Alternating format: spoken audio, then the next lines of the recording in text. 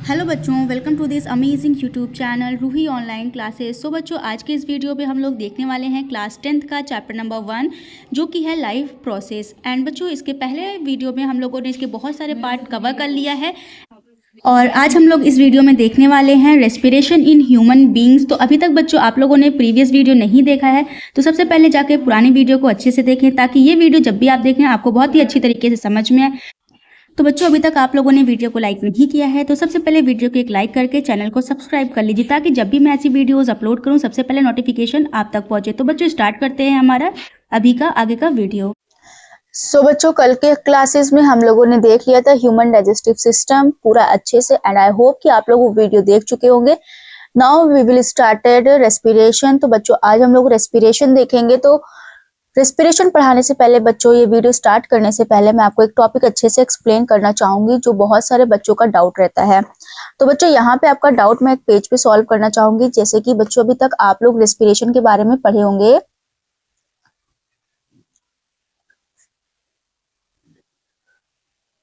है ना, सांस लेना।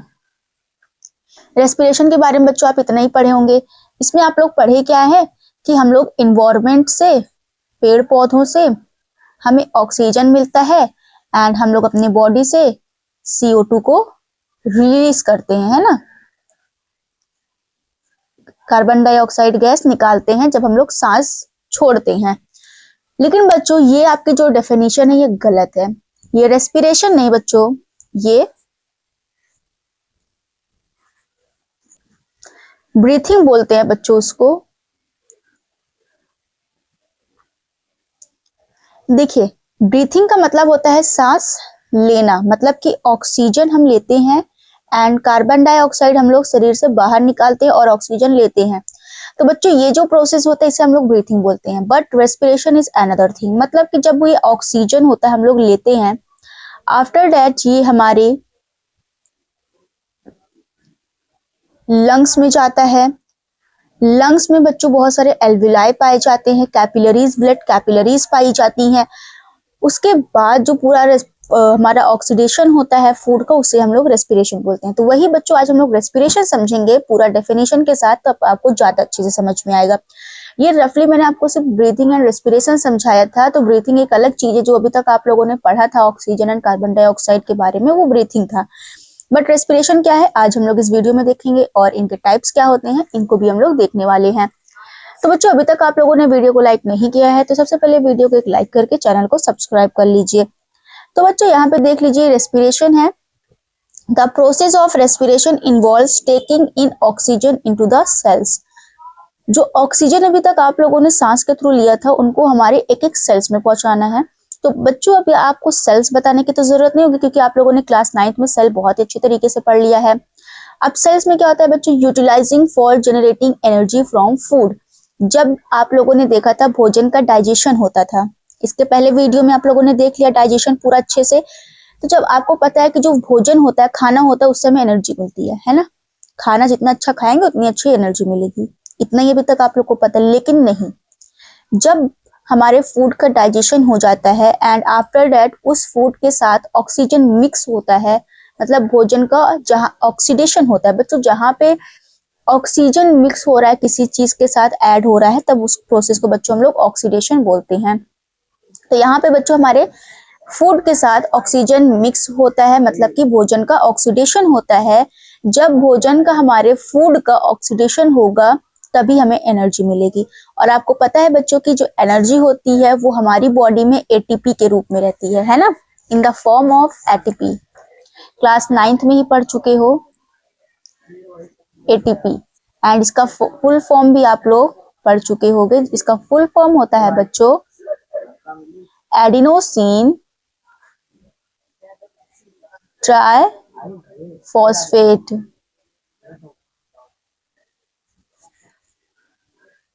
आगे बच्चों अब हम लोग देखेंगे यहाँ पे and then eliminating the waste product. जब हमारे फूड का ऑक्सीडेशन होता है, हमारे फूड के साथ ऑक्सीजन मिक्स होती है, तो उसके बाद ऑक्सीडेशन जब होता है बच्चों तो वेस्ट प्रोडक्ट निकलता है कार्बन डाइऑक्साइड एंड वाटर के रूप में फ्रॉम द बॉडी, हमारे बॉडी से। इस प्रोसेस को बच्चों हम लोग रेस्पिरेशन बोलते हैं और इसीलिए इसमें देख लीजिए आप, जो वेस्ट प्रोडक्ट होता है बच्चों, इसे कार्बन डाइऑक्साइड, जो हम सांस छोड़ते हैं तो वो कार्बन डाइऑक्साइड गैस होता है, और वो कब होता है बच्चों, जब हमारे फूड का ऑक्सीडेशन होता है, इसलिए बच्चों इसे बायोकेमिकल प्रोसेस भी कहा जाता है। नाउ आई होप कि आप लोगों को रेस्पिरेशन अच्छे से समझ में आ गया है। आगे बच्चों हम लोग देखेंगे टाइप ऑफ रेस्पिरेशन। ओके,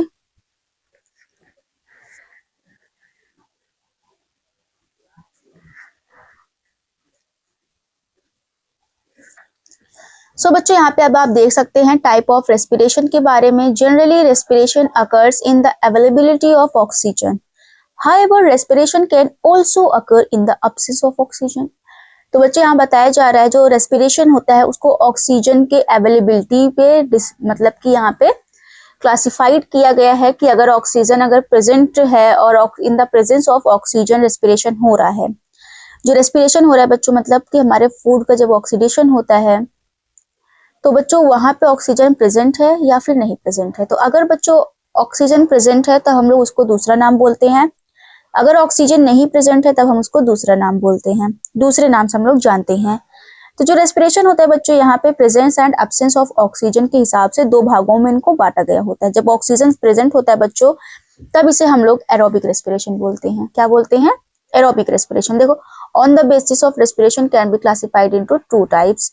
अब हमारा जो on the basis of oxygen होना चाहिए, on the basis of oxygen respiration can be classified into two types. Oxygen के बेस पे बच्चे यहाँ पे रेस्पिरेशन को टू पार्ट्स में डिवाइड किया गया है। First one is aerobic respiration. अब हम लोग देखेंगे एरोबिक रेस्पिरेशन क्या होता है। तो बच्चों जो एरोबिक रेस्पिरेशन होता है इसका मतलब है कि यहाँ पे रेस्पिरेशन हो रहा है और यहाँ पे ऑक्सीजन प्रेजेंट है। ओके, तो the respiration that occurs in the presence of oxygen is known as aerobic respiration. तो बच्चे यहाँ बताया जा रहा है अगर रेस्पिरेशन हो रहा है और ऑक्सीजन प्रेजेंट है, दैट मीन्स यहाँ पे कौन सा रेस्पिरेशन हो रहा है? Aerobic respiration. इतना ही आपको समझना है। आगे मैं आपको और अच्छे से डिटेल में समझाऊंगी बहुत ही अच्छी तरीके से, एंड आई होप कि आपको इतना समझ में आ गया होगा। कहीं पे कोई भी दिक्कत हो बच्चों, कोई भी ना समझ में आए क्वेश्चन, कोई भी टॉपिक ना समझ में आए तो आप उसको बेझिझक कमेंट सेक्शन में पूछ सकते हो। वीडियो भी आप देख रहे होंगे, आप लाइव कमेंट कर सकते हैं एंड मैं आपको लाइव रिप्लाई भी कर दूंगी। ओके, तो जो बच्चे अभी जितने लोग भी जुड़े हैं वो लोग वीडियो को एक लाइक करके और कमेंट सेक्शन में रेड हार्ट जल्दी से भेज दीजिए। अभी 6 मिनट 55 सेकंड हो रहे हैं इस लेक्चर का, तो अभी इस इतने ही टाइम पे आपको कमेंट में लिख के रेड हार्ट जरूर भेजना है, जिससे मुझे आइडिया हो जाएगा कि आपको लेक्चर बहुत ही अच्छी तरीके से समझ में आ रहा है, वीडियो आप इंजॉय कर रहे हैं। मैं कमेंट सेक्शन में देख रही हूँ सारे बच्चों को कि रेड हार्ट भेज रहे हैं या नहीं। आप यहाँ पे जितने भी बच्चे जुड़े जल्दी से एक रेड हार्ट भेज दीजिए। ओके, जल्दी से भेज दीजिए, फिर मैं आगे और पढ़ाऊंगी आपको अच्छे से। जब तक मैं वेट कर रही हूँ बच्चों तब तक आप रेड हार्ट यहाँ पे भेज दीजिए।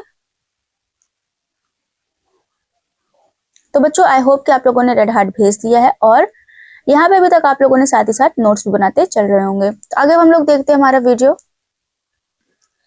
यहाँ पे अब आप देख सकते हैं बच्चों, it is the process in which glucose is broken down into water and carbon dioxide by oxidation and generates a good amount of energy which gets stored in the ATP molecules।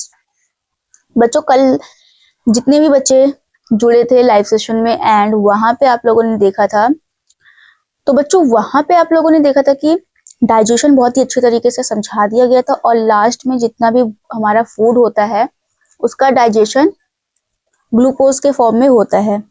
तो बच्चों यहाँ पे it is the process in which glucose is broken down into water and carbon dioxide by oxidation and generates a good amount of energy which gets stored in the ATP molecules। तो अभी मैंने आपको बच्चों समझाया था कि जब oxidation होता है तो ग्लूकोज का ब्रेक डाउन होता है एंड वो जो ब्रेक डाउन होता है वो वाटर एंड कार्बन डाइऑक्साइड के फॉर्म में होता है, जिसके थ्रू बच्चों आपको एनर्जी रिलीज होती है, एनर्जी मिलती है और वो जो एनर्जी होती है वो हमारी बॉडी में स्टोर्ड होती है एटीपी के फॉर्म में।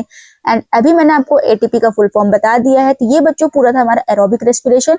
अभी हम लोग इसका पूरा अच्छे से केमिकल रिएक्शन भी देखेंगे। तो बच्चों अब हम लोग को हमारा इसका नेक्स्ट टाइप पढ़ना है जो कि है एनारोबिक रेस्पिरेशन। जैसा कि आप स्क्रीन पे देख सकते हैं ये पूरा टॉपिक है एनारोबिक रेस्पिरेशन की। तो अगर आप इसको नोट्स बनाना चाहते हैं तो आप साथ ही साथ नोट्स भी बना सकते हैं। अगर आप बाद में नोट्स बनाना चाहते हैं तो इसका स्क्रीनशॉट या वीडियो को डाउनलोड भी कर सकते हैं या फिर वीडियो को आप सेव कर सकते हैं जिससे आप बाद में ये वीडियो देख सकते हैं। तो बच्चों यहाँ पे है in an aerobic respiration oxidation of glucose does not require any kind of oxygen.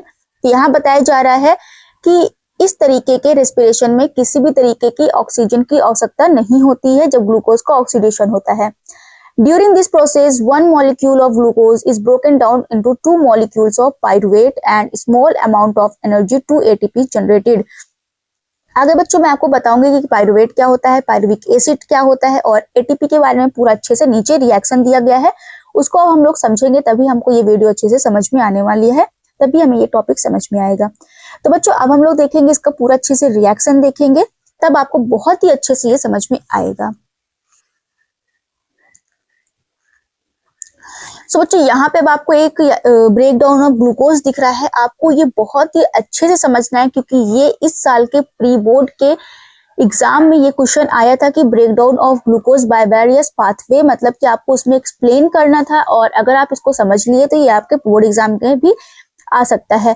तो बच्चों सबसे पहले आप देखो यहाँ पे break down of glucose by various pathway देखेंगे। सबसे पहले बच्चों यहाँ पे ग्लूकोज है, आप सबको पता है कि कल हम लोगों ने डाइजेशन पढ़ा था, तो वहां पे डाइजेशन जो हुआ था उसमें लास्ट में जो फूड का पूरा डाइजेशन होता है वो ग्लूकोज के फॉर्म में वो बनता है ना।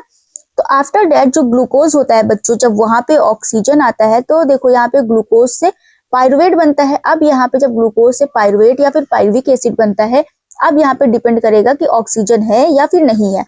तो ऑक्सीजन रहेगा तो क्या बनेगा हमारी बॉडी में और ऑक्सीजन नहीं है तो क्या बनेगा हमारी बॉडी में, तो हमें ये देखना है। तो यही लिए बच्चों जरूरी होता है लगातार हमें ऑक्सीजन के कांटेक्ट में रहें, क्योंकि अभी हम लोग देखेंगे कि अगर ऑक्सीजन हम लोग हमारे बॉडी में नहीं जाएगा तो हमें उससे भी एनर्जी नहीं मिलेगी। तो हम अब देखेंगे यहाँ पे कि ग्लूकोज है तो सबसे पहले ग्लूकोज जो टूटता है वो पायरुविक एसिड या फिर पायरुवेट में टूटता है। तो पायरुवेट में 3 कार्बन मॉलिक्यूल होते हैं। अब देखो बच्चों जो पायरुविक एसिड या फिर पायरुवेट होता है, अगर उसको ऑक्सीजन मिल जाता है इन प्रेजेंस ऑफ ऑक्सीजन, है ना, तो ये जो प्रेजेंस ऑफ ऑक्सीजन में ग्लूकोज का ब्रेकडाउन होता है बच्चे माइटोकॉन्ड्रिया में होता है। आप सबको पता है क्लास 9th में आप माइटोकॉन्ड्रिया पढ़े थे, जहां पे 38 एटीपी मॉलिक्यूल्स बनते थे, एनर्जी के फॉर्म में स्टोर रहते थे, है ना बच्चों। तो वही अब हमें देखना है कि वो जो मॉलिक्यूल्स हैं एटीपी के वो कब बनते हैं। तो बच्चों सबसे पहले जो ग्लूकोज होता है उसका ब्रेकडाउन होता है पायरुवेट में। ओके, पायरुवेट को जब ऑक्सीजन मिलता है तो हमारे माइटोकॉन्ड्रिया में एक रिएक्शन चलती है जिसमें वो कार्बन डाइऑक्साइड गैस रिलीज करता है।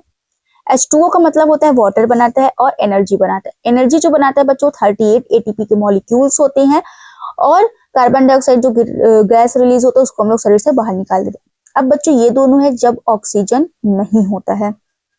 तो बच्चों यहाँ पे आप देख सकते हैं लैक ऑफ ऑक्सीजन, ये हमारे मसल्स सेल में। तो बच्चों जब ये हमारी बॉडी में ऑक्सीजन नहीं होता है हमारे मसल्स में, तब ये बनाता है लैक्टिक एसिड और एनर्जी, है ना, 2 चीजें बनाता है। और एनर्जी जो होता है बच्चों केवल 2 एटीपी के मॉलिक्यूल्स और हमें जरूरत होती है 38 एटीपी की। तो अगर ऑक्सीजन नहीं रहेगा तो लैक्टिक अम्ल का जमाव हो जाता है हमारी बॉडी में, इसके वजह से ना तो हमें थकान बहुत ज्यादा महसूस होता है, हमारे मसल्स में लैक्टिक एसिड बनने लगता है जिसकी वजह से हमारी बॉडी में बहुत ज्यादा टायर्डनेस रहता है, मतलब कि हम बहुत थके थके महसूस करते हैं। तो यही लिए हमें ऑक्सीजन के कॉन्टैक्ट में रहना चाहिए। अब बच्चों ये है ईस्ट में। ओके, अब अगर ऑक्सीजन नहीं पाया जाएगा ईस्ट में तो वो एथेनॉल बना सकता है, कार्बन डाइऑक्साइड रिलीज होगा और एनर्जी 2 एटीपी बनेगा। तो एथेनॉल जो होता है बच्चों वो एक प्रकार से हम अल्कोहल बोल सकते हैं। तो अल्कोहल बनाने में भी ऑक्सीजन की आवश्यकता नहीं होती है और ये ईस्ट में बताया जा रहा है। तो बच्चों ये पूरा था ब्रेक डाउन ऑफ ग्लूकोज और इनके बहुत सारे हम लोग पाथवे देख लिए कि कहाँ पे ऑक्सीजन पाया जा रहा है और कहाँ पे ऑक्सीजन नहीं पाया जा रहा है। तो वीडियो को आज हम लोग यहीं पे एंड करेंगे बच्चों।